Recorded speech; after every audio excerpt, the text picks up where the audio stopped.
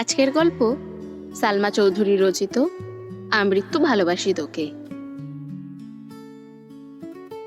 এক লাফে শোয়া থেকে উঠে বসে মেঘ আশেপাশে তাকাচ্ছে।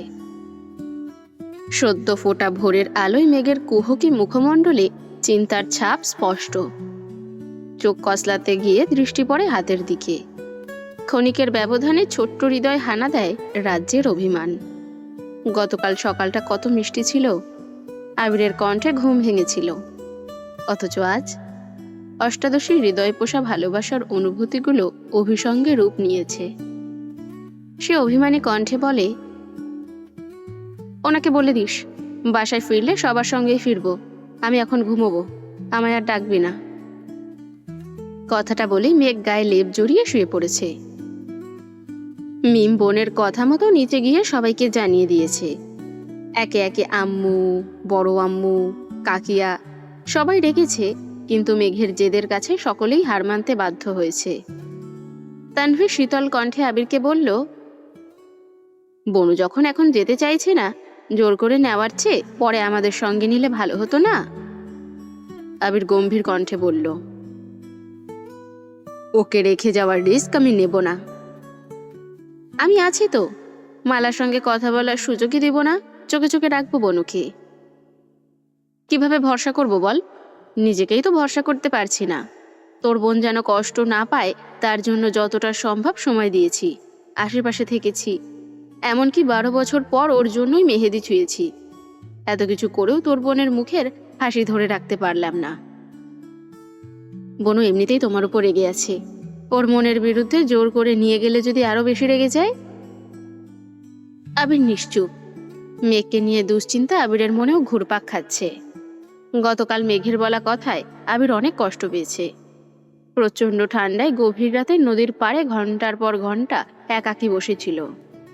হাত পা জমে বরফ হয়ে যাওয়ার জোগাড় হয়েছে, অথচ হৃদয়ের রক্তক্ষরণ থামানোর সামর্থ্য ছিল না। শেষ রাতে বাড়ি ফিরে কিছুক্ষণ রেস্ট নিয়েই রেডি হয়েছে। বাবা, কাকা আর মামাদের গতকাল রাতেই জানিয়ে দিয়েছিল আবির ঢাকা ফিরবে বলে। সকাল সকাল নিশ্চিন্তে আলী আহমেদ খান, মোজাম্মেল খান আর বড় মামা ঘুরতে বেরিয়েছেন। মেয়েকে উঠাতে ব্যর্থ হওয়ায় হালিমা খান তানভীর আবিরকে উদ্দেশ্য করে বললেন, এই মেয়ে মনে হয় না এখন আর উঠবে, আজকে ক্লাস না হয় মিসই দিয়ে দিক। আবির রাশভারী কণ্ঠে বলল, 2 ঘন্টার জন্য ক্লাস মিস দেওয়ার কোনো মানে হয় না। তোমরা আজ থাকলে আমি কিছুই বলতাম না, একটু পর তোমরা যদি যাও তাহলে এখন আমার সঙ্গে ক্লাসে যেতে সমস্যাটা কোথায়? তোর সাথে যেতে সমস্যা হবে কেন? ঠান্ডার মধ্যে উঠতে হয়তো আলসি লাগছে, আমি দেখছি বলে আবির ঘরে ঢুকলো। মেঘের রুমের সামনে এসে চারপাশে চোখ বুলিয়ে দেখে নিল। আশেপাশে কেউ নেই।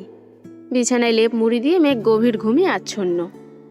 ধীর গতিতে রুমে ঢুকে বিছানার পাশে বসলো। ঘুমন্ত মেঘের মুখের পানে মুগ্ধ নয়নে তাকিয়ে আছে। সামনের দিকের ছোট চুলগুলো মেঘের গালে কপালে এলোমেলো হয়ে আছে। তা দেখে আবিরের ভ্রু যুগল কুঁচকে আসে। চুলগুলোকে বড্ড হিংসে হচ্ছে তার। অতি সামান্য কারণেই আবিরের নাক ক্রোধে ফুঁসে উঠেছে। দীর্ঘশ্বাস ছেড়ে 2 হাতের কনুইয়ে ভর দিয়ে এগিয়ে গেল মেঘের কাছাকাছি। পু দিয়ে অগোছালা চুলগুলো সরানোর চেষ্টা করলো। 2-1টা চুলের খোঁচায় মেঘ ঘুমের মধ্যেই বাম হাত দিয়ে বাকি চুলগুলো সরিয়ে কপালের উপর হাত রেখে পুনরায় ঘুমের রাজ্যে ডুব দিল। আবির মেঘের হাতের দিকে তাকাতেই বুকের ভেতরটা কেমন যেন মোচড় দিয়ে উঠল। কিছুক্ষণ স্থির দৃষ্টিতে চেয়ে মেঘের হাত নিজের কাছে টেনে আলতোভাবে ওষ্ঠ ছোঁয়ালো মেহেদি দিয়ে লেপটানো রঙের উপর, যার কারণে আবিরের প্রেয়সীকে কাঁদতে হয়েছিল। আবির মেঘের হাতে হাত রেখেই মোলায়েম কণ্ঠে ডাকল, ম্যাম। মেঘের সাড়া নেই দেখে দ্বিতীয়বারের মতো হাতে অনুগ্রহ চুমু খেয়ে হাত ছেড়ে পুনরায় কিছুটা উচ্চস্বরে ডাকল, ম্যাম। ঘুমন্ত কণ্ঠের আওয়াজ ভেসে আসলো, মেঘের নেশাক্ত আওয়াজে আবিরের হৃদয়ের রক্তক্ষরণ নিমিষেই থেমে গেছে। ঠোঁটের কোণে এক চিলতে হাসির ঝলক দেখা গেল।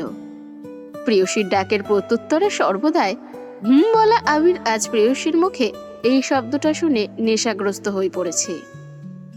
আনমনেই বিড়বিড় করে বলল, উফ, আপনার ঘুম ভাঙানোর সম্পূর্ণ দায়িত্বটা যে কবে নিতে পারবো। আবির গলা খাকারি দিয়ে একটু গম্ভীর কণ্ঠে ডাকলো, এর বেশি লেট হলে অফিস ক্লাস কোনোটাই ধরতে পারবো না কিন্তু। আবিরের কথা কান পর্যন্ত পৌঁছতেই সহসা চোখ মেলল। চোখ পড়ল আবিরের গভীর নেত্রে। শ্যামবর্ণের পুরুষের কোমল প্রাণ দৃষ্টি অকারণে সেই পুরুষের প্রেমে পড়তে বাধ্য করে। হৃৎপিণ্ডের 4 প্রকোষ্ঠ জুড়ে অনুভূতিদের বিচরণ শুরু হয়েছে। আবিরের ছুরির ন্যায় চাহনি দেখে মেঘ পলক ঝাপটালো, দৃষ্টি সরিয়ে তাকালো অন্যদিকে। মনের পাড়ায় জমে থাকা অভিমানেরা ক্রোধে রূপান্তরিত হতে বেশি সময় লাগলো না। রাগান্বিত কণ্ঠে বলল, আমি এখন যাব না। বলতেই আবির বাজখাই কণ্ঠে বলল, তুই যাবি কিনা সেই সিদ্ধান্ত শুনতে আসিনি। 20 মিনিট সময় দিলাম তোকে, 20 মিনিটের মধ্যে রেডি হবি। মেঘের প্রবল জেদ আবিরের হুঙ্কারের সামনে নিস্তেজ হয়ে পড়েছে। মেঘ মিনমিনে স্বরে বলার চেষ্টা করল, আমি বললাম 19 মিনিট বাকি। মেঘ সরু নেত্রে আবিরের দিকে চেয়ে ভিড় করে বলল, ফালতু বেটা।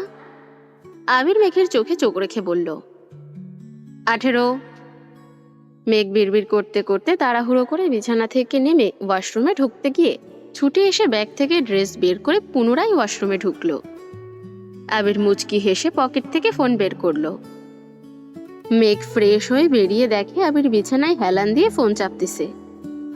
মেঘ বের হতেই আর চোখে একবার দেখে নিল। ঠান্ডা পানি দিয়ে হাত মুখ ধোয়ায় মেঘের হাত পা থেকে শুরু করে সারা শরীর অনবরত কাঁপছে। কাঁপাকাঁপি দেখে আবির উদ্বিগ্ন কণ্ঠে প্রশ্ন করল, খুব বেশি ঠান্ডা লাগছে? বাইকে যেতে পারবি নাকি গাড়ি নিয়ে যেতে হবে? আবির ভাইয়ের যত্ন দেখে প্রতিটা ক্ষণে নতুন করে আবিরের প্রেমে পড়লেও আজ সবকিছু বিরক্ত লাগছে। বারবার শুধু মালা আপু আর নাম মোছার কথা মনে পড়ছে, আর মনে মনে বলছে, আবির ভাই শুধু আমাকেই শাস্তি দিলেন, অথচ মালা আপুকে কিছুই বললেন না। এখন আমার যত্ন নিতে হবে না। আবির আবারও শুধালো, কি হলো, গাড়ি বের করব? প্রয়োজন নেই। মেঘের অভিমানী স্বর বুঝতে পেরে আবির আর কথা বাড়ায়নি। রেডি হতে বলে নিচে চলে আসছে।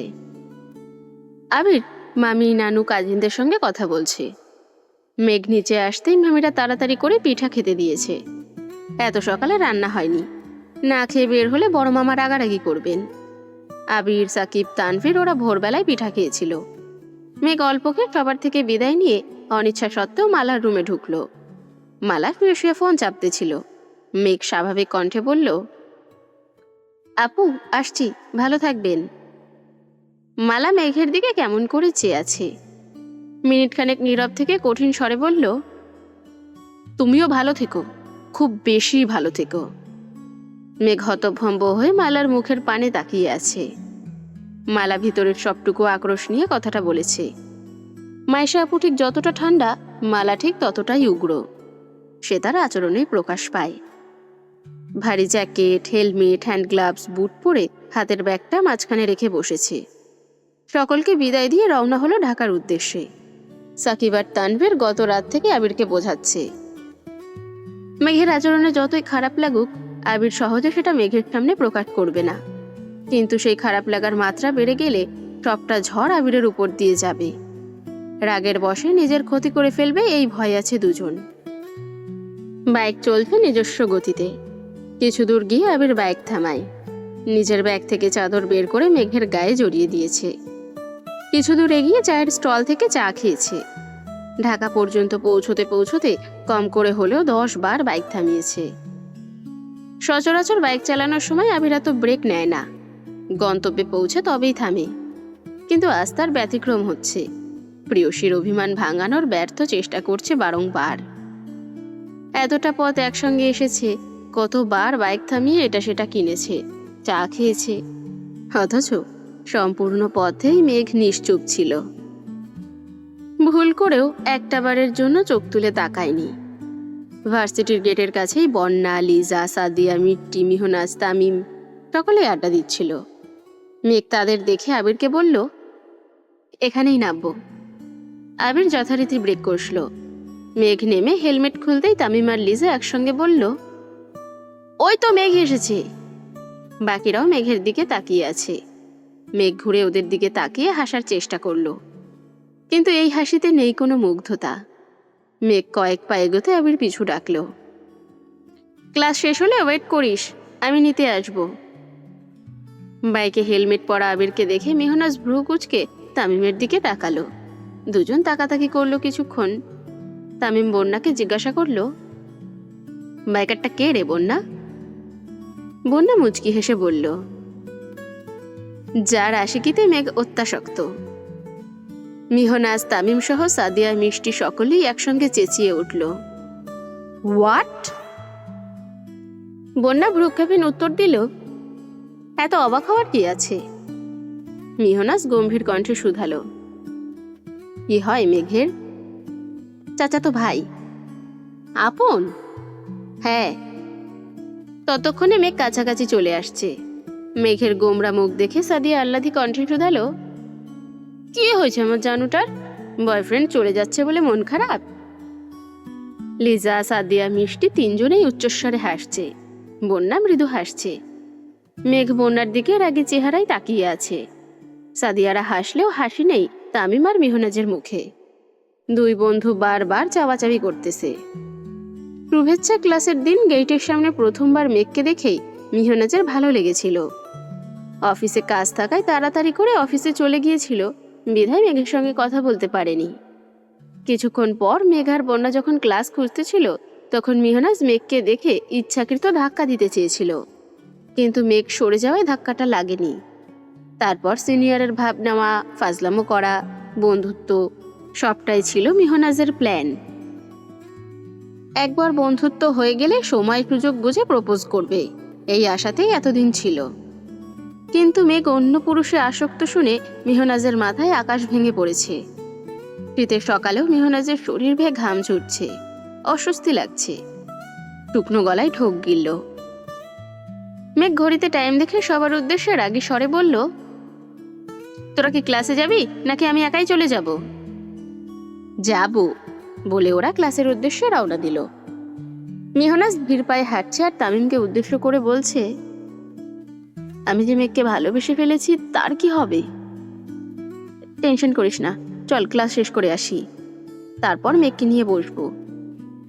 মেঘের সাথে ওই ছেলের প্রেমের সম্পর্ক আছে নাকি শুধু ভালো লাগা, সবটাই জেনে নেব।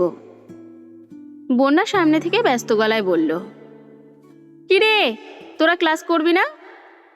তামিম উচ্চস্বরে বলল, এখনই আসছি।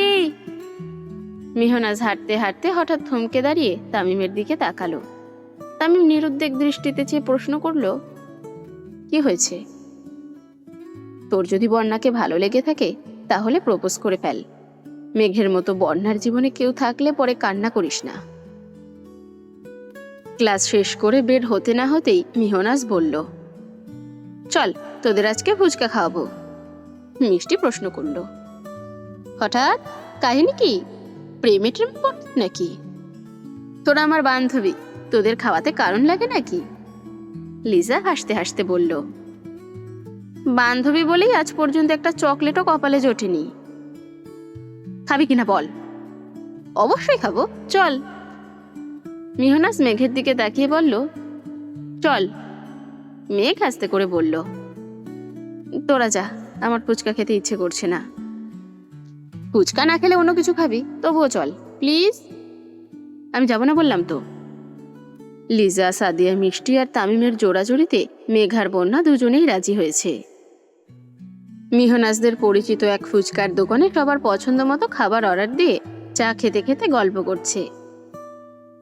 তামিম মেঘকে প্রশ্ন করল, ওই ছেলেটা কি সত্যি তোর বয়ফ্রেন্ড? মেঘ গম্ভীর গলায় জবাব দিল, না, দুর্ভাগ্যবশত উনি আমার চাচাতো ভাই। বন্যা ভ্রুগুচকে তাকিয়ে মেঘকে শুধালো, কালকে পর্যন্ত তো ওনার জন্য দেওয়ানা ছিলি, আইডিতে ছবি আপলোড করলি, আজ হঠাৎ কি হলো? কিছু না। মিহনাজ ভারী গলায় প্রশ্ন করল, তোদের কি রিলেশন চলে? না। তাহলে? মেঘ রাগে গজগজ করে বলল, একতরফা ভালোবাসা বুঝিস? আমি ওনাকে পছন্দ করি, কিন্তু উনি করেন না, এইটুকুই। এর বেশি প্রশ্ন করবি না। তামিম আর মেহনাজ চাওয়াচাবি করে বলল, আচ্ছা তোরা বস, আমরা খাবার নিয়ে আসি। বন্যা এক দৃষ্টিতে মেঘকে দেখেই চলেছে, একবারের জন্য পলক ফেলছে না।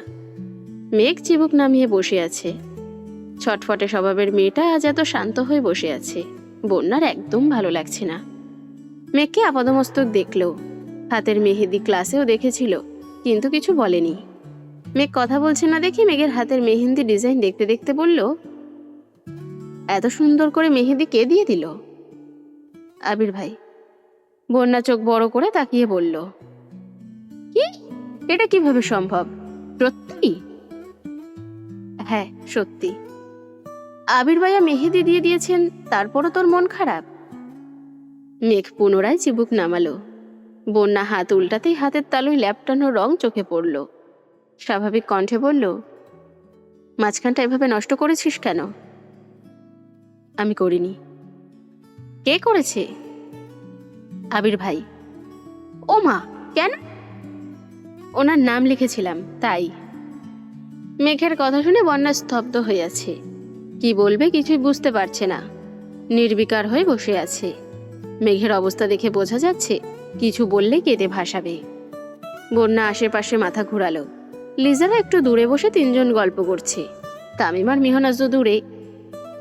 বন্যা অত্যন্ত যত্ন সহকারে মেঘের হাতে হাত বোলাতে বোলাতে নমনীয় কণ্ঠে শুধালো, নাম লিখেছিলি কেন? মেঘ অভিমানী কণ্ঠে বলা শুরু করলো, আবির ভাইয়ের মামাতো বোন মালা, উনি অনেকদিন যাবৎ আবির ভাইকে পছন্দ করেন। আবির ভাই দেশে ফেরার পর পর একদিন আমাদের বাসায়ও এসেছিলেন। তখন থেকেই ওনার ভাব ভালো লাগেনি আমার। ওনাদের বাড়িতে যাওয়ার পর থেকেই আবির ভাইয়ের পিঠে ঘুরঘুর করছিল, আমার সাথেও খারাপ ব্যবহার করেছে। শেষ পর্যন্ত ওর হাতে এ লিখে আমায় দেখাচ্ছিল। সেই আগে আমিও হাতে আবির লিখেছিলাম, সেটা আবির ভাই দেখে এমনটা করেছে, অথচ মালা আপুকে কিছুই বললেন না।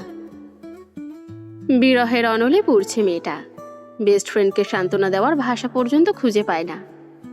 স্থির দৃষ্টিতে চেয়ে বিড়বিড় করে বলল, উনি কি কোনোভাবে ওই মেয়েকে পছন্দ করেন? জানি না। তামিমরা খাবার নিয়ে চলে এসেছে। মেঘের চোখ টলমল করছে। তামিম খাবার দিতে দিতে বলল, কিরে, কি হয়েছে তোর? কাঁদছিস কেন? সাদিয়া, মিষ্টি সকলেই এবার মেঘকে লক্ষ্য করেছে। মেঘের মতো প্রাণোচ্ছল মেয়ের চোখে পানি, এটা কেউই মানতে পারছে না। একের পর এক প্রশ্ন করছে। বন্যা সবার উদ্দেশ্যে গুরুতর কণ্ঠে বলল, কিছু হয়নি, এমনিতেই, খা তোরা। মেহনাজ, তামিম, মেঘ আর বন্যা মুখোমুখি বসেছে। মেহনাজ খাচ্ছে, খানিকক্ষণ পর পর মেঘকেও দেখছে। মেঘ চিবুক নামিয়ে বসে চটপটি খাচ্ছে। খাওয়া শেষে বাটি রাখতে গিয়ে চোখ পড়ে রাস্তার পাশে বাইকের দিকে। রক্তাভ আঘাতে চোখ পড়ায় অকস্মাৎ কেঁপে উঠল। ব্যাগ থেকে ফোন বের করতে করতে এগিয়ে গেল বাইকের দিকে। ফোনের স্ক্রিনে 3টা মিস কল ভেসে আছে। 3টা কলে আবির করেছিল। ক্লাসে ঢুকলে মেঘ সবসময় ফোন সাইলেন্ট করে রাখে। ক্লাস শেষে ভাইব্রেশন মোড অন করে দেয়। আজ ক্লাস শেষে খেতে চলে আসায় ফোন হাতেই নেয়নি। আবিরের কাছাকাছি এসে কাপা গলায় বলল, ফোন সাইলেন্ট ছিল। আবির অন্যদিকে মুখ করে বিরক্ত হয়ে বলল, 10 মিনিট ওয়েট করার ধৈর্য হয়নি? আড্ডা দেওয়ার এত ইচ্ছে ছিল, আমায় জানালেই হতো। অফিসের কাজ ফেলে কাউকে বিরক্ত করতে আসতাম না। মেঘ ড্যাব ড্যাব করে আবিরের দিকে তাকিয়ে আছে। মুখ দেখা যাচ্ছে না, তবুও ঘাড় কাত করে মেঘ আবিরের মুখ দেখার চেষ্টা করছে। সকালবেলা হেলমেট না খোলায় কেউ আবিরকে দেখতে পারেনি। এখন হেলমেট খোলায় মেহনাজ, তামিম সহ মেয়েগুলোও দাঁড়িয়ে আবিরকে দেখার চেষ্টা করছে। আবির একটা রিক্সা ডেকে ভাড়া দিয়ে বন্যাকে উদ্দেশ্য করে বলে, এই মেয়ে, বাসায় যাও। বন্যা না করতে যাবে, তখনই চোখাচোখি হয় আবিরের সঙ্গে। কপালে ভাত, সাথে আবিরের রাগান্বিত চাহনি দেখে না করার সাহস হয়নি। ভদ্র মেয়ের মতো রিক্সায় উঠে পড়ে। বন্যা যাবার পর আবির, মেহনাজ আর তামিমকে এক পলক দেখে বাইক স্টার্ট দেয়। বাড়ির মানুষজন অনেকক্ষণ আগেই চলে এসেছে। আবির তানভীরের সঙ্গে কথা বলে এক মুহূর্তও দাঁড়ালো না। বাসা থেকে বেরিয়ে রওনা দিল অফিসের উদ্দেশ্যে। 5 মিনিটের মধ্যে তানভীরও বেরিয়ে পড়েছে। সপ্তাহখানেক পর নির্বাচন, যার জন্য তানভীর দীর্ঘদিন যাবৎ অপেক্ষা করছে। মেঘ ফ্রেশ হয়ে সেই যে ঘুমিয়েছে, মিমের ডাকে উঠেছে প্রায় সন্ধ্যাবেলায়। ফ্রেশ হয়ে দুই বোন ছাদের গাছগুলো দেখতে গেছে। কিছু গাছের আগাছা পরিষ্কার করে গাছগুলোতে পানি দিয়ে আজানের সঙ্গে সঙ্গে রুমে চলে এসেছে। বছর শেষ হতে চলল। 1 বছরের সকল হিসেব মেলাতে রীতিমতো হিমশিম খাচ্ছে আবির। তার মধ্যে তানভীরের নির্বাচনের প্রেসার। সে রিস্ক নিয়ে তানভীরকে রাজনীতিতে পাঠিয়েছে। তানভীর ব্যর্থ হলে সেই ব্যর্থতার সম্পূর্ণ দায় পড়বে আবিরের উপর। তার থেকেও বড় বিষয় হলো তানভীরকে ঠিক রাখতে কষ্ট হয়ে যাবে। এদিকে মেঘের আচরণ ভালো লাগছে না। মেয়েটা ইদানিং অনেক বেশি ঠান্ডা হয়ে গেছে। হঠাৎ করেই যেন ম্যাচুরিটি ভর করেছে মেঘের উপরে। কথায় কোনো চঞ্চলতা নেই। খাবার সময় ছাড়া নিচে সচরাচর নামতেই দেখা যায় না। ভার্সিটি ঘুম আর গাছের যত্ন নিয়েই দিন কাটিয়ে দেয়। সন্ধ্যার পর থেকে পড়াশোনা করে, বাকিটা সময় অনলাইনে হ্যান্ড প্রিন্টিংয়ের কাজ শেখে। খুব বেশি মন খারাপ থাকলে মাকে জড়িয়ে ধরে শুয়ে থাকে। আবিরের সঙ্গে সকালে খাবার টেবিলে ব্যতীত দেখাই হয় না। আবিরও বাসায় ঠিকমতো সময় দিতে পারে না। সারাদিন 2 অফিস সামলে সন্ধ্যার পর বাসায় ফিরে ফ্রেশ হয়ে জিমে যায়। জিম থেকে ফিরতে প্রায় 12টা বেজে যায়। রেগুলার চলছে এই রুটিন। ভার্সিটির বন্ধুরা কেউ মেঘের ফ্রেন্ড লিস্টে অ্যাড ছিল না। স্কুল কলেজের ফ্রেন্ডরাই শুধু অ্যাড ছিল। মিহনাজ আর তামিম বলতে বলতে অ্যাড করেছে ওদেরকে। সাথে সাদিয়া মিষ্টি ওদেরকেও অ্যাড করেছে। এক বিকেলে মেঘ আর মিম 2 বোন গাছের ছাদে পানি দিতে দিতে গল্প করছিল। হঠাৎই মিম বলল, আপু, একটা কথা তোমায় বলা হয়নি। মেঘ সন্ধিয়ান হয়ে প্রশ্ন করল, কি কথা? মালা আপুর হাতে মেহেদি দিয়ে নাম দেখেছিলাম। অকস্মাৎ মেঘের মন খারাপ হয়ে গেছে। কিছুদিন যাবৎ এইসব কিছু এড়িয়ে চলছে, যেন স্বাভাবিক হতে পারে। হাতের মেহেদিও উঠতে শুরু করেছিল। মিম পুনরায় মনে করিয়ে দিল। মিম পুনরায় বলল, কি নাম ছিল জানো আপু? মেঘ এ অক্ষর দেখেছিল, কোনো নাম ছিল না। কিন্তু মিম নাম কোথায় পেল? তবে কি পরে আবির ভাইয়ের নাম লিখেছিল? মেঘা আনমনে এসব ভেবে প্রশ্ন করল, কি নাম? আশিক। মেঘ চমকে উঠে প্রশ্ন করল, আশিক? তুই ঠিক দেখেছিস? হ্যাঁ, আমি ঠিক দেখেছি। বিয়ের দিন রাতে দেখেছি। তোমাকে বলতে গিয়ে দেখি তুমি ঘুমিয়ে পড়েছ। তারপর দিশাকে জিজ্ঞাসা করছি, আশিক কে? তখন দিশা বলছে মালাপুর এক্স বয়ফ্রেন্ডের নাম আশিক। Ex boyfriend? দিশা তো তাই বলল। মেঘ গভীর চিন্তায় পড়ে গেছে। মালাপুর বান্ধবীদের সঙ্গে কথা বলা আর ওনার আচরণে স্পষ্ট বোঝা গেছে উনি আবির ভাইকে পছন্দ করেন। সকালবেলা হাতে শুধু এ অক্ষরটাই ছিল। খুব উৎসাহ নিয়েই দেখাচ্ছিলেন। রাতে সেই অক্ষর আশিক কিভাবে হলো? কেউ কি হাতে কখনো এক্সের নাম লেখে? তবে কি অন্য কেউ ওনার হাতে নাম লিখে দিয়েছে? কে সে? আবির ভাই নয় তো? মেঘের হৃদয়ের শক্ত খোলস ভেদ করে অকৃত্রিম হাসি ফুটে উঠেছে।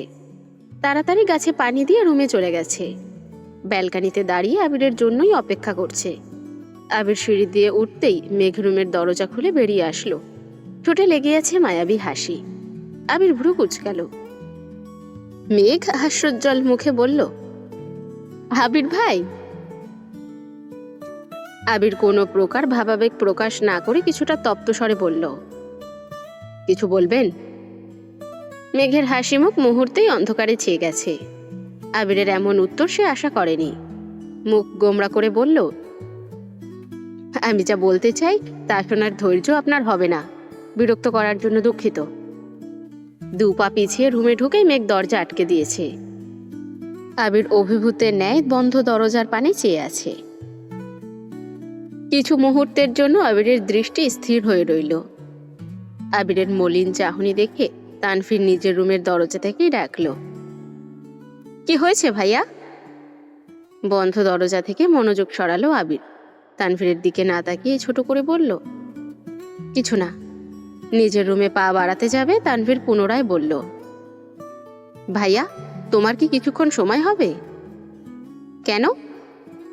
এমপি তোমাকে দেখা করতে বলেছিল। আমাকে কেন? জানি না, সামনে নির্বাচন, হয়তো সেই বিষয়ে কথা বলবেন। কিছুক্ষণ অপেক্ষা কর, ফ্রেশ হয়ে আসছি। আচ্ছা। আবির ফ্রেশ হয়ে তানভীরের সঙ্গে বেরিয়ে গেছে। মেঘ রুমে বসে বসে হ্যান্ড প্রিন্টিংয়ের কাজ করছিল। বেশ কিছুদিন যাবৎ মিমের একটা ড্রেসে কাজ করছিল। ড্রেসের কাজ শেষ করেই বন্যাকে ছবি পাঠিয়েছে। কিছুক্ষণের মধ্যেই ছবি দেখে বন্যা কল করেছে।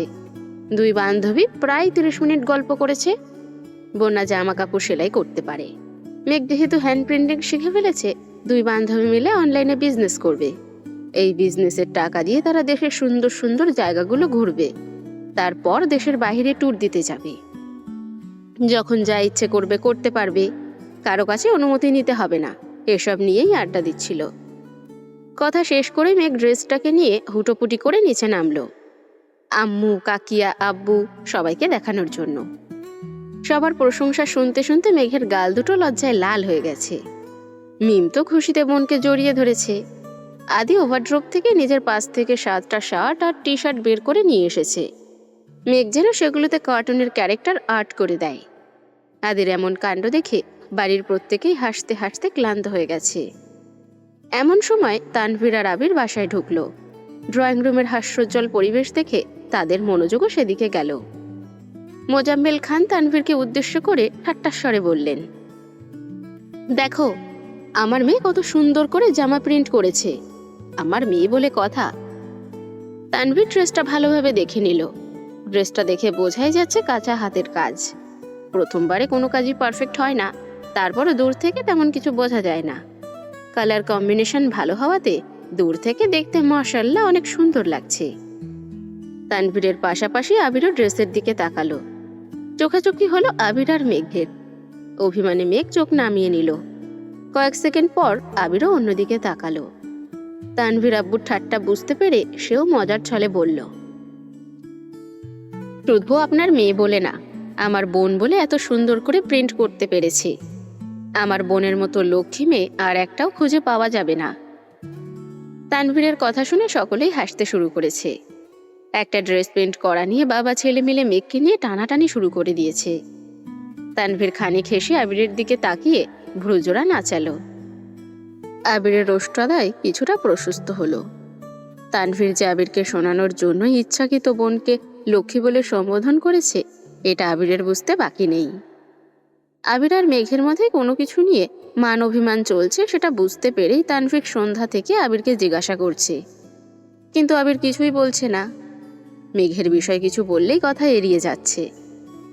মোজাম্মেল খান তানভীরের কথার প্রত্যুত্তরে বললেন, আমার মেয়ের এত এত গুণ যে আমার মেয়ে যেই বাড়িতে বউ হয়ে যাবে সেই বাড়িতে রানীর মতো থাকবে, বুঝলে? তানভীর দ্বিতীয়বারের মতো আবিরের দিকে তাকিয়ে হালকা কাশি দিয়ে ভ্রু নাচালো। ইশারাতেই যেন প্রশ্ন ছুড়ে দিল আবিরকে, কি রাখবে তো রানীর মতো? তানভীরের মুখে হাসি থাকলেও আবিরের ভ্রুযুগল কুচকানো। আব্বু চাচ্চুকে সে এক বিন্দু বিশ্বাস করতে পারে না। আজ মজার ছলে বলছেন, কিন্তু দুদিন পর যে তার ব্যবস্থা করতে যাবেন না তার কি গ্যারান্টি আছে? ভাবতেই আবিরের কলিজা কেঁপে উঠল।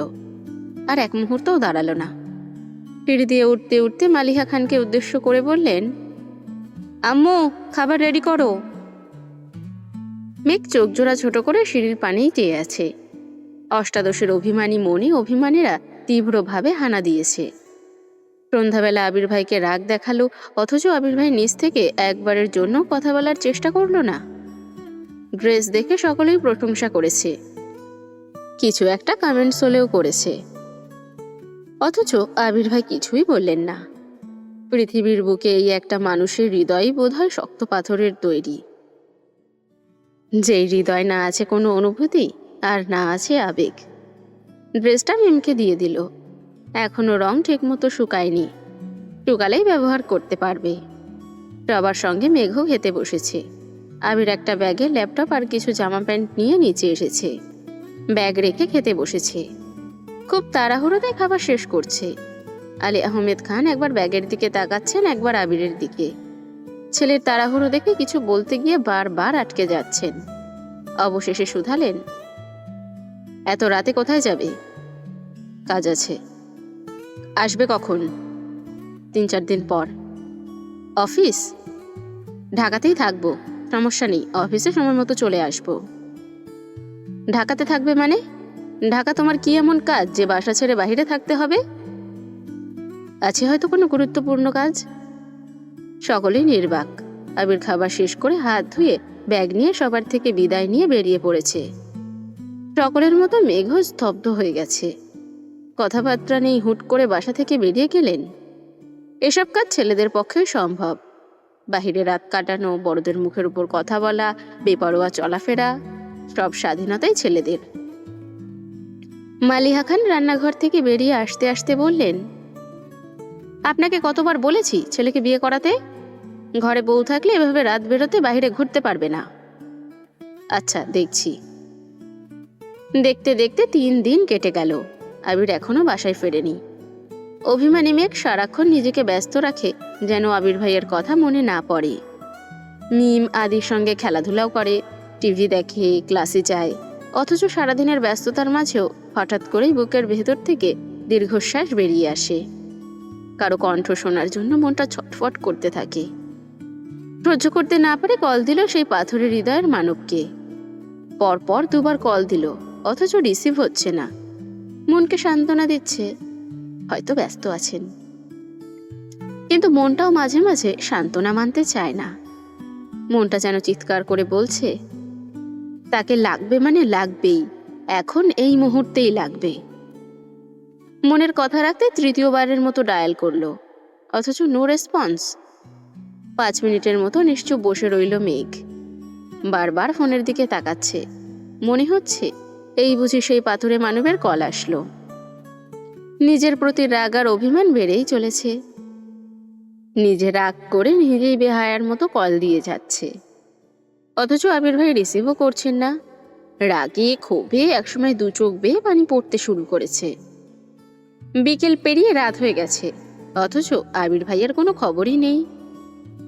প্রায় রাত 10টার দিকে আবির কল ব্যাক করেছে। একবার রিং হতে মেঘ সঙ্গে সঙ্গে রিসিভ করলো। ওপাশ থেকে আবির বলল, সরি, কাজে ব্যস্ত ছিলাম, ফোন দেখিনি। প্রখর অভিমান মুহূর্তেই গলে পানি হয়ে গেছে। মেঘ ফুপিয়ে কাঁদতে শুরু করে দিয়েছে। আবির উদ্বিগ্ন কণ্ঠে শুধালো, মেঘ, কি হয়েছে তোর? এই মেঘ। সঙ্গে সঙ্গে কল কেটে দিয়েছে মেঘ। আবির কলের পর কল করছে, অথচ রিসিভ হচ্ছে না। প্রিয়সীর মলিন চেহারা যেখানে আবিরের হৃদয়কে ক্ষতবিক্ষত করে, সেখানে তার প্রিয়সী কাঁদছে। কিছুক্ষণের মধ্যেই আবির বাড়িতে ফিরল। ড্রয়িং রুমে সোফায় বসে ইকবাল খান নিউজ দেখছিলেন। আবিরকে দেখে চিন্তিত কণ্ঠে বললেন, তুই না আরো 2 দিন পর আসবি বলছিলি? জবাবে আবির বলল, ইচ্ছে হলো তাই চলে এসেছি। আবির দ্রুত পায়ে সিঁড়ি দিয়ে উঠে মেঘের রুমে ঢুকলো।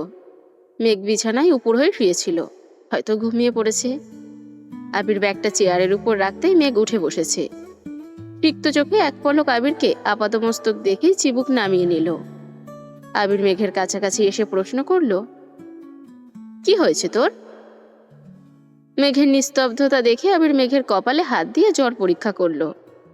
কপাল ঠান্ডা, তবে হলোটা কি? কয়েকবার মেঘকে জিজ্ঞাসা করার পর সাড়া না পাওয়ায় আবির বিছানার পাশে ফ্লোরে বসে পড়েছে। ফ্লোরে বসে বিছানার পাশে মাথা রেখে মেঘের অভিমানী মুখের পানে চেয়ে আছে। আবিরের কাণ্ড দেখে মেঘ তার চিবুক নামিয়ে গলায় ঠেকালো, তবে আবিরের দৃষ্টি সরল না। হঠাৎই আবির হাত বাড়িয়ে ব্যাগটা নিজের কাছে নিয়ে সেখান থেকে একটা শপিং ব্যাগ আর একটা কাচ্চির প্যাকেট বের করে চেয়ারের উপর রেখে সেই শপিং ব্যাগ থেকে কয়েকটা বেলি ফুলের মালা বের করলো। মেঘ আর চোখে মালাগুলোর দিকে তাকিয়ে সহসা মুখ অন্যদিকে ঘুরিয়ে ফেলেছে। আবির মোলায়েম কণ্ঠে ডাকলো, ম্যাম। মেঘ আবিরের দিকে তাকিয়ে ভেঙচি কেটে বিড়বিড় করে বলে, আল্লাদি ডাকে মেঘের রাগ ভাঙবে না। মেঘ পুনরায় মুখ ঘোরালো। আবির মৃদু হেসে বলল, হৃদয়ে বহিছে প্লাবন তীব্র ব্যাকুলতা, তুই আমার নিভৃতে যতনে রাখা বেলি ফুলের পুষ্পমালা। মেঘ কপাল কুঁচকে চোখ গোল গোল করে তাকিয়ে রাগান্বিত কণ্ঠে বলল, এসব ভাবের কথা আমায় শোনাতে আসবেন না, সবকিছু মাথার উপর দিয়ে যায়। আবির কিছুটা শব্দ করেই হাসল। মন খারাপ, রাগ, অভিমান দূরে সরিয়ে হাত বাড়িয়ে নমনীয় কণ্ঠে বলল, দেখি হাতটা দে। দরকার নেই। আবির কণ্ঠস্বর ভারী করে বলল, শরীরে অসম ক্লান্তি নিয়ে জ্যাম পেরিয়ে শহর ঘুরে ফুল নিয়ে আসছি। ঢং করিস না প্লিজ। আমি ঢং করছি? ঢঙ্গিরা ঢং করবে, এটা তো স্বাভাবিক। মেঘের উত্তরে তোয়াক্কা না করেই আবির মেঘের হাত টেনে আলতোভাবে হাতে বেলি ফুলের মালা বেঁধে দিচ্ছে। মেঘ কয়েকবার হাত সরাতেও চেয়েছে, কিন্তু আবিরের অগ্নি দৃষ্টি দেখে মাথা নিচু করে রাগে গজগজ করতে করতে বলল, আপনার কি মনে হয় লোভী? আমি লোভী? কেন? যখন যা ইচ্ছে আচরণ করবেন, যা তা বলবেন, যেভাবে খুশি ভাব দেখাবেন, তারপর কাচ্চি, মালা, চকলেট হাবিজাবি নিয়ে এসে আমার মন গলানোর চেষ্টা করবেন। আবির কণ্ঠস্বর ভারী করে বলল, যা ইচ্ছে আচরণ আমি করতে চাই না। তোর কিছু কিছু কর্মকাণ্ড আমায় সেসব আচরণ করতে বাধ্য করে। সেজন্যই তো কল দিলে কল ধরেন না, পাষাণ। আবির শান্ত কণ্ঠে বলা শুরু করলো, আমি সত্যি সত্যি ব্যস্ত ছিলাম। অফিসের পাশাপাশি অন্যান্য কাজ নিয়ে খুব ব্যস্ত ছিলাম। বিকেলের পর ফোন হাতে নেওয়ার সময়ই পাইনি। সত্যি বলছি আমি, বিশ্বাস কর। মেঘ বিরক্তির স্বরে বলল, আমি আপনাকে বিশ্বাস করি না। আবিরের চোখের বর্ণ কিছুটা পরিবর্তন হতে শুরু করেছে। আবির ভ্রু কুঁচকে পুনরায় প্রশ্ন করল, তুই আমায় বিশ্বাস করিস না? না। একটুও করিস না? না। সত্যি? যেখানে বিশ্বাস নেই সেখানে আবিরের কোনো কথাও নেই। আবির চলে যেতে নিলে মেঘ মুচকি হেসে বলে, একটু একটু বিশ্বাস করি। এক চিমটি বিশ্বাসের কোনো প্রয়োজন নেই। চোখ বন্ধ করে আমায় বিশ্বাস করতে পারলে তবেই বলিস। আবির কারো অবিশ্বাসের পাত্র হয়ে থাকতে চায় না। মেঘ আহাম্মকের মতো চেয়ে আছে। সামান্য কথাতে আবির ভাই এভাবে রেগে যাবে মেঘ সেটা ভাবতেও পারেনি। আবির রাগে ব্যাগ নিয়ে নিজের রুমের উদ্দেশ্যে বেরিয়ে পড়েছে। রাত 11:50। মেঘ চুপি চুপি আবিরের রুমের সামনে এসেছে।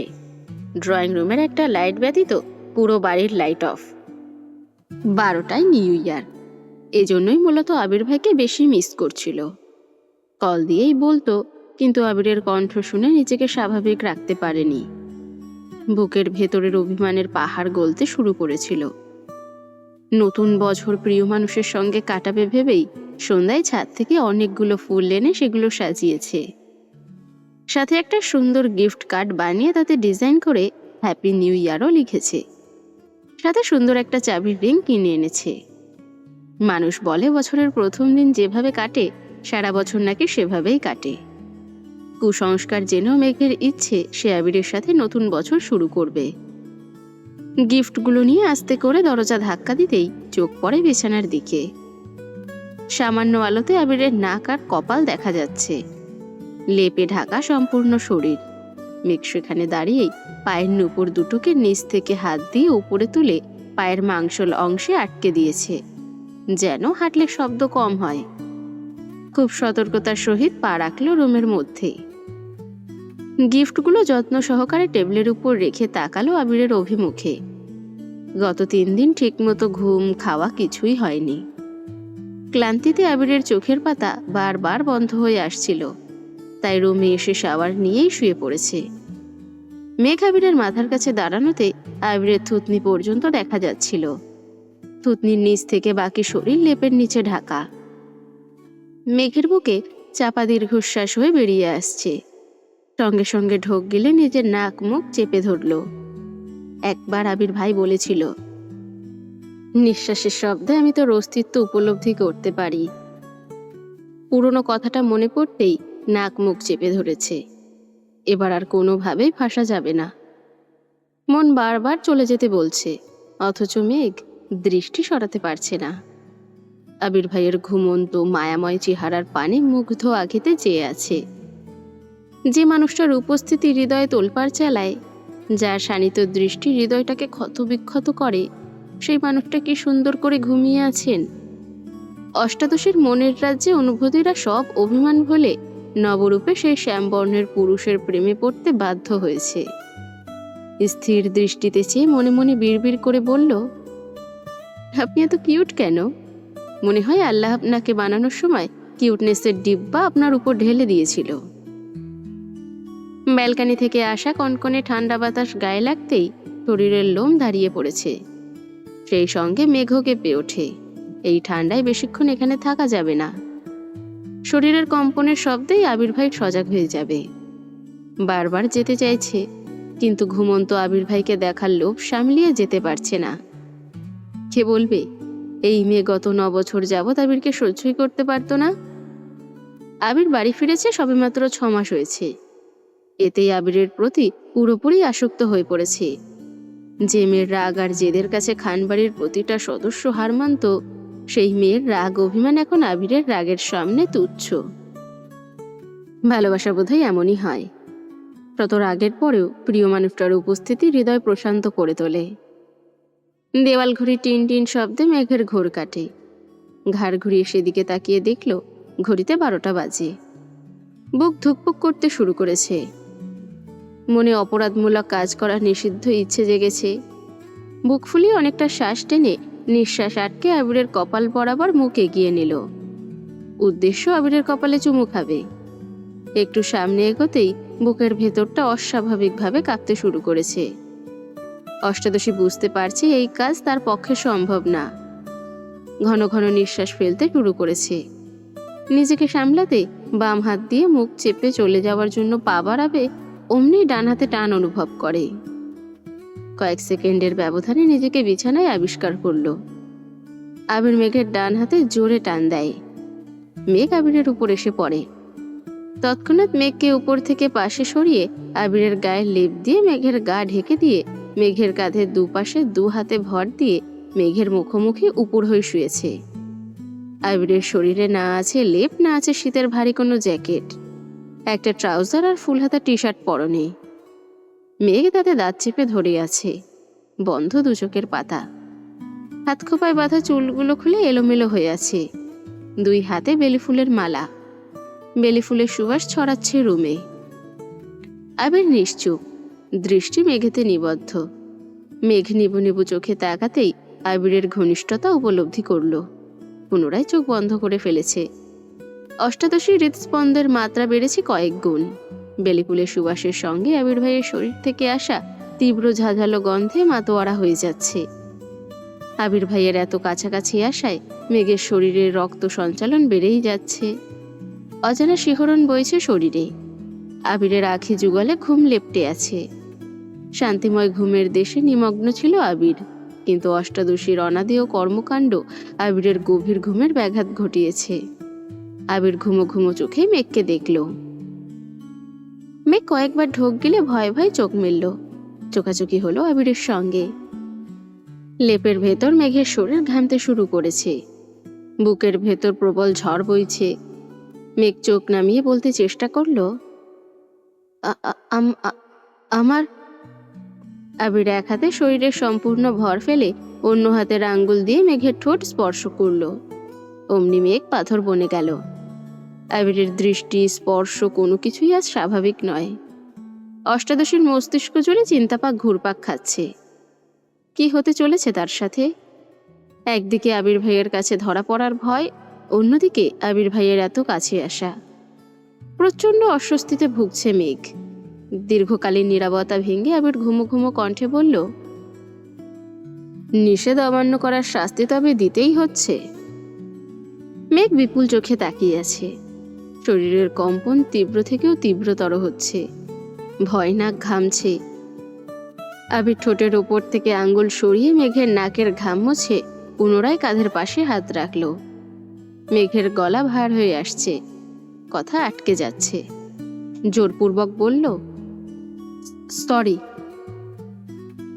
এসব সরি টরিতে আবিরের মন গলানো সম্ভব না। আগে সাবধান করেছিলাম, অঘটন ঘটলে আমি দায়ী না।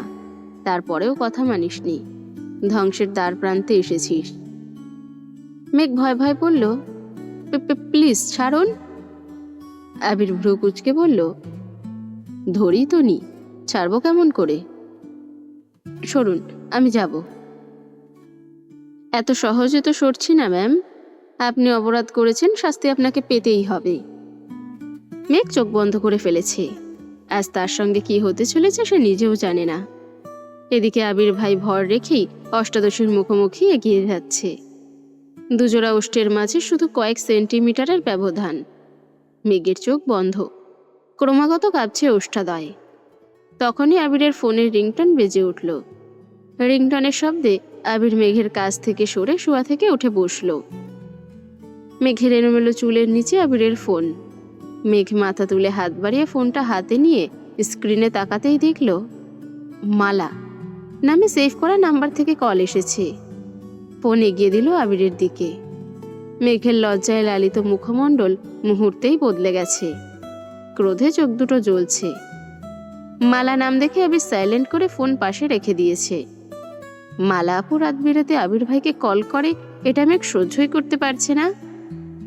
গা থেকে লেপ সরিয়ে বিছানা থেকে নামতেই আবির আলতোভাবে মেঘের হাত ধরে, কিন্তু মেঘ রাগে এক ঝটকায় আবিরের হাত ছাড়িয়ে গজগজ করতে করতে রুম থেকে বের হয়ে যাচ্ছে। আবির তপ্তস্বরে বলল,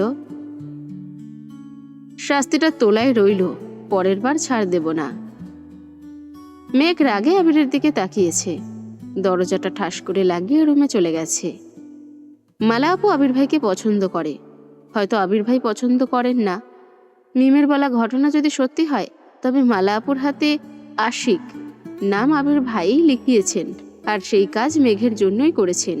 মেঘ সবই বুঝতে পারছে, কিন্তু এত রাতে মালা আপুর কল দেওয়া সে মেনে নিতে পারছে না। আজ মেঘ দেখেছে বিধায় রাগ করছে, সবসময় তো সে দেখে না। তবে কি প্রতিদিনই মালা আপুর সঙ্গে আবির ভাইয়ের কথা হয়? মেঘের রাগ বেড়েই চলেছে। মালা আপুর থেকেও আবির ভাইয়ের প্রতি বেশি রাগ হচ্ছে। কেটে গেল কিছুদিন। মেঘ ইদানিং আবিরকে ইগনোর করে চলে। আবির ভাইকে দেখলে মালা আপুর কথা মনে হয়, আর রাগে ফুঁসতে থাকে। আজ সভাপতি নির্বাচন। সভাপতি নির্বাচনের সময় বেশিরভাগ ক্ষেত্রে জনপ্রিয়তাকেই প্রাধান্য দেওয়া হয়। তবে তানভীরদের ক্ষেত্রে বিষয়টা একটু ঝামেলার। যেমন বর্তমান সভাপতি আর তানভীর দুজনের জনপ্রিয়তাই প্রায় সমান সমান। তবে কাজের প্রতি দায়িত্ববোধ, কথা বলার দক্ষতা, জনসাধারণের প্রতি আচরণ, এসব ক্ষেত্রে সভাপতির থেকেও তানভীর এগিয়ে আছে। তাছাড়া এমপির পছন্দের প্রার্থীও তানভীর। তানভীর আর আবির দুজনকেই বলেছিল এমপি কথা বলে সরাসরি সভাপতি পদ তানভীরকে দিয়ে দেবে, কিন্তু দুই ভাইয়ের কেউই রাজি হয়নি। জিতলে নির্বাচন করেই জিতবে। সকাল সকাল দুই ভাই বেরিয়ে গেছে। বাড়ির মহিলারা যেমন দুশ্চিন্তা করছে, তেমনি তানভীরের আব্বু মোজাম্মেল খানও চিন্তায় আছেন। হাজার হোক, একমাত্র ছেলে বলে কথা। উপরে যতই রাগ দেখাক না কেন, ছেলে যেই কাজ করছে সেটাতে যেন সফল হতে পারে সেই দোয়াই করছেন তিনি। 2-3 বার আবিরকে কল দিয়ে খবরও নিয়েছেন। সারাদিন না খেয়ে ফলাফলের অপেক্ষায় বসে আছেন। সন্ধ্যার পর পর আবির মিষ্টি নিয়ে বাসায় ফিরেছে। আবিরের পিছন পিছন তানভীরও প্রবেশ করল। সোফায় 3 ভাই আদি বসে আছে। মেঘ আর মিম ডাইনিংয়ে বসে গল্প করছিল। আবির ঢুকতেই ইকবাল খান শুধালেন, খবর কি? আবির হাসি মুখে বলল, আলহামদুলিল্লাহ। 3 ভাই একজোটে বললেন, আলহামদুলিল্লাহ। মেঘ আর মিম দুজনেই ছুটে এসে তানভীরকে প্রশ্ন করে, জিতছো? তানভীর হেসে উপর নিচ মাথা নাড়ায়। কংগ্রাচুলেশনস ভাইয়া। থ্যাংক ইউ বনু। আজ থেকে তোর নতুন পরিচয়, তুই জেলা ছাত্রলীগের সভাপতির বোন। মিম গাল ফুলিয়ে প্রশ্ন করল, আর আমি? তোকেও কি আলাদা করে বলতে হবে? আচ্ছা ঠিক আছে, তুইও সভাপতির বোন। মিম আস্তে করে বলে, ট্রিট দিবা না? অবশ্যই দেব। আম্মু, বড় আম্মু, কাকিয়া সবাই তানভীরকে অভিনন্দন জানাচ্ছে। তানভীর ভয় আছে কখন জানি আব্বু বা বড় আব্বু লেকচার দেওয়া শুরু করেন। আবির মায়ের হাতের মিষ্টির বক্সগুলো দিয়ে সবাইকে মিষ্টি খেতে বলল।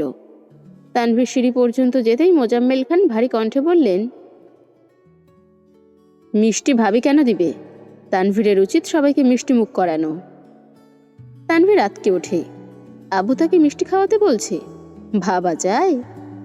তানভীর হাসি মুখে মিষ্টির বক্সগুলো থেকে একটা বক্স হাতে নিয়ে বড় আব্বু, আব্বু, কাকামণি, বড় আম্মু, আম্মু, কাকিয়া, আবির, মেঘ, মিম আদি সবাইকে নিজের হাতে মিষ্টি খাইয়ে দিয়েছে। সেই সঙ্গে বড় আব্বু আর আব্বুর সঙ্গেও বেশ কিছুক্ষণ কথা বলেছে। তানভীর ভেবেছিল রাজনীতির জন্য তাকে নিজের বাড়িতে সবসময় চোরের মতো চলতে হবে, অথচ আব্বু, বড় আব্বু এত সুন্দরভাবে সাপোর্ট দিচ্ছে যে সে অভিভূত হয়ে যাচ্ছে। মেঘ রুমে গিয়ে তানভীরের সঙ্গে একটা ছবি খুঁজে বের করে ফেসবুকে অভিনন্দন পোস্ট করেছে। সেই পোস্টে মেঘের সব বান্ধবীরা লাইক কমেন্টস করছে। বন্যাও কংগ্রাচুলেশনস লিখে কমেন্ট করেছে। পরক্ষণেই মনে হলো তানভীর ভাইকে কল দেওয়া উচিত, কিন্তু সাহস পাচ্ছে না। কি না কি মনে করে এসব ভেবে অবশেষে কল করলো। প্রথমবারে রিসিভ হলো না, দ্বিতীয়বার রিসিভ হলো। আসসালামু আলাইকুম। ওয়ালাইকুম আসসালাম। হঠাৎ কি মনে করে কল দিলে? কংগ্রাচুলেশনস। তানভীর ঠাট্টার স্বরে বলল, বাবা, তুমি আমায় অভিনন্দন জানাবে তা তো কল্পনাও করতে পারছি না। না মানে, মনে হলো জানানো উচিত। যাক বাবা, মনে তো হয়েছে। Thank you so much. এখন রাখি। শুনো। জি বলুন। আগামীকাল ফ্রি আছো? কেন? ছোটখাটো একটা ট্রিট দিতাম। শুধু ট্রিট দেওয়ার প্রয়োজন নেই। শুনো মেয়ে, ট্রিট দেওয়া কখনো প্রয়োজনের আওতায় পড়ে না। এটা যার যার ইচ্ছে থেকে আসে। বিকালে কল দিব, রেডি থেকো। শুনেন। বলো। আমি কিন্তু একা যাব না। তো কাকে নিয়ে আসবা? ট্রিট দিলে মেঘার আমাকে একসঙ্গে দিতে হবে, আমি একা যাব না। ঠিক আছে, তোমাদের ক্লাস শেষ হওয়ার আগেই আমি ভার্সিটির সামনে থাকব। আচ্ছা, আল্লাহ হাফেজ। আল্লাহ হাফেজ। কল কেটেই বন্যা মেঘকে কল দিয়ে সব কিছু জানিয়েছে। মেঘ আর বন্যা দুজনেই আজ সকাল সকাল বেরিয়েছে। তানভীরের জন্য গিফট কিনবে, সেটা রাতেই প্ল্যান করে রেখেছিল। দুজন ঘুরে ফিরে গিফট কিনে তারপর ভার্সিটিতে এসেছে। ততক্ষণে সাদিয়া, মিষ্টি, মিহনাজ, তামিমও চলে এসেছে। দু একটা কথা বলে মেঘ আর বন্যা ক্লাসে চলে গেছে। মিহনাজ আর তামিম দুজন বাহিরে দাঁড়িয়েই আছে। মিহনাজ মেঘকে দেখে সেই প্রথম দিন পছন্দ হলেও তামিম বন্যার উপর ওই রকমভাবে ক্রাশ খায়নি। তবে মিহনাজ আর তামিম সর্বক্ষণ একসাথে থাকায় দুই বন্ধু কথা বলতে বলতে একসময় ওঠে বন্যার বিষয়। মিহনাজ আর তামিম যেমন বেস্ট ফ্রেন্ড, মেঘ আর বন্যাও তেমন বেস্ট ফ্রেন্ড। মিহনাজ যেহেতু মেঘকে পছন্দ করে, তাদের সম্পর্ক হলে, সেই সাথে বন্যা আর তামিমের জুটি হলে তাদের বেশ মানাবে। এসব ভেবেই মূলত বন্যার প্রতি কিছুটা সিরিয়াস হয়েছে। এখন মিহনাজ তামিমকে বোঝাচ্ছে যেন বন্যাকে আজকেই প্রপোজ করে। মেঘ যেহেতু আবিরকে পছন্দ করে, তাই মেঘকে হুট করে প্রপোজ করতে গেলে কখনোই মানবে না, বরং বন্ধুত্ব ভেঙে যেতে পারে। তবে বন্যার এখন পর্যন্ত কারো প্রতি কিছুই শোনেনি, তাই মিহনাজ তামিমকে এক প্রকার জোর করছে যেন বন্যাকে প্রপোজ করে। ক্লাস শেষ হওয়া মাত্রই মেঘ আর বন্যা গল্প করতে করতে বেরিয়ে পড়েছে। তামিম তাদের সঙ্গে হাঁটছে। একসময় তামিম বন্যাকে ডাকলো, দুজনেই থেমে গেল। বন্যা স্বাভাবিক কণ্ঠে প্রশ্ন করলো, কিছু বলবি? হ্যাঁ। বল। দেখ বন্যা, আমি এত ঘুরিয়ে পেঁচিয়ে কথা বলতে পারি না। তোর সঙ্গে প্রায় অনেক দিনের বন্ধুত্ব। তুই, মেঘ দুজনেই খুব ভালো আর আন্তরিক। তবে ইদানিং আমার তোর প্রতি অন্যরকম অনুভূতি কাজ করছে, যেটা বন্ধুত্বের থেকেও বেশি কিছু। তুই যদি রাজি থাকিস তাহলে বন্ধুত্বের সম্পর্কের পাশাপাশি আমরা ভালোবাসার সম্পর্কে জড়াতে পারি। মেঘ হা হয়ে তাকিয়ে আছে। প্রথমবারের মতো কেউ বন্যাকে প্রপোজ করছে দেখে মেঘ খুব মজা নিচ্ছে। কোচিং চলাকালীন বন্যা বলেছিল প্রেম করলে ভার্সিটিতে উঠে করবে। ভার্সিটিতে এটাই প্রথম প্রপোজাল। বন্যা কিছুক্ষণ নীরব থেকে স্বাভাবিক ভঙ্গিতেই বলতে শুরু করলো, তোর মনে অনুভূতি জেগেছে তা আমায় জানিয়েছিস, কিন্তু আমার মনে তোর প্রতি এরকম কোনোই অনুভূতি নেই। আমি এখন কোনো রকম সম্পর্কেই জড়াতে চাই না, আর সমবয়সী কোনো ছেলের সাথে তো নাই। তোকে বন্ধু ভেবেছি সবসময়, তাই ভাববো। এর বেশি কিছু ভাবা আমার পক্ষে সম্ভব না। সরি। বন্যা চলে যাচ্ছে। মেঘ আহাম্মকের মতো তাকিয়ে থেকে সেও বন্যার পিছু নিল। তামিম ছেলে হিসেবে খারাপ না, দেখতেও মাশাল্লাহ, দুজনকে মানাবেও ভালো। মেঘ ভেবেছিল হয়তো বন্যা রাজি হয়ে যাবে, না হয় ভাবার জন্য সময় নিবে, কিন্তু সরাসরি না করাতে মেঘ বেশ অবাক হয়েছে। মেঘ গেট পর্যন্ত ছুটে আসতে আসতে তানভীরকে দেখল। আজ সে গাড়ি নিয়ে এসেছে। মেঘকে ছুটে আসতে দেখে গম্ভীর কণ্ঠে প্রশ্ন করলো, ছুটছিলি কেন? এমনি। বন্যার চোখে মুখে কিঞ্চিত রাগ। তানভীর দুজনকেই এক পলক দেখে পুনরায় প্রশ্ন করল, কি হয়েছে বনু? কোনো সমস্যা? না না, কোনো সমস্যা নেই। বল, কি হয়েছে? অ্যাকচুয়ালি আমাদের একটা ফ্রেন্ড বন্যাকে মাত্রই প্রপোজ করেছিল।